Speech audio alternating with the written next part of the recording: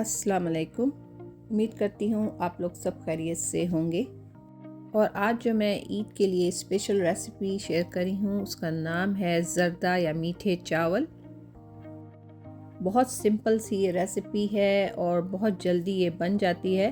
तो ज़र्दा बनाने के लिए हमेशा आप सेला राइस का इस्तेमाल करें।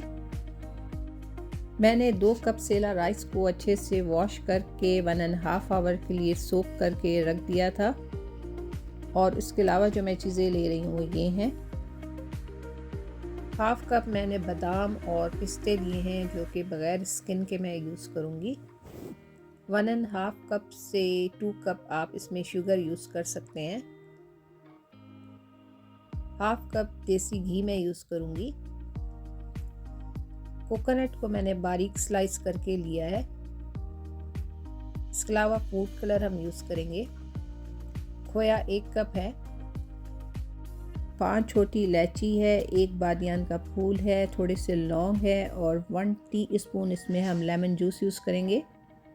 और मेरे पास ये 2 टाइप की किशमिश है, तो यही चीज़ें हमें चाहिए होंगी। सबसे पहले हम राइस को बॉईल करेंगे। जब पानी बॉईल हो जाए तो उसमें फूड कलर और बादियान का फूल डाल देंगे और राइस को हमें डाल के उससे 70 से 80% जो है हमें सिर्फ कुक करना है। और ये राइस जो है 80% जो है वो कुक हो चुके हैं, तो मैं इसको स्ट्रेनर में डाल के इसका पानी जो है सारा निकाल दूंगी राइस से। देखें कितना अच्छा कलर आ गया है। और अब एक पैन में हम घी लेंगे, इसमें लौंग और छोटी इलायची डालेंगे।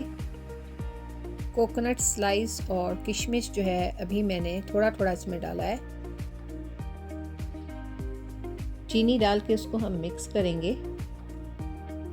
और 1.5 कप जो है इसमें हम पानी डाल देंगे और मिक्स करते रहेंगे ताकि चीनी जो है इसमें अच्छे से मिक्स हो जाए। उसके बाद मैंने इसमें राइस डाल दिया है और थोड़े से इसमें बादाम पिस्ता और मैंने इसमें लेमन जूस डाल दिया है। खोया डाल के कवर करके मैं अभी से पहले 5 मिनट हाई हीट में पकाऊंगी। हाई हीट में मैं इसलिए पका रही हूँ ताकि जो शुगर सिरप है वो बिल्कुल थोड़ा सा रह जाए। अभी मैंने इसको 5 मिनट हाई हीट पे पका लिया है। अब मैं इसे मिक्स कर रही हूँ। देखें बिल्कुल थोड़ा सा इसमें सिरप रह गया है। अब मैंने ऊपर इसमें कोकोनट स्लाइस और जो बाकी के किशमिश थे वो भी मैंने ऊपर से डाल दिया है। अब मैं इसको कवर करके 15 मिनट बिल्कुल स्लो हीट में मैंने पकाया है।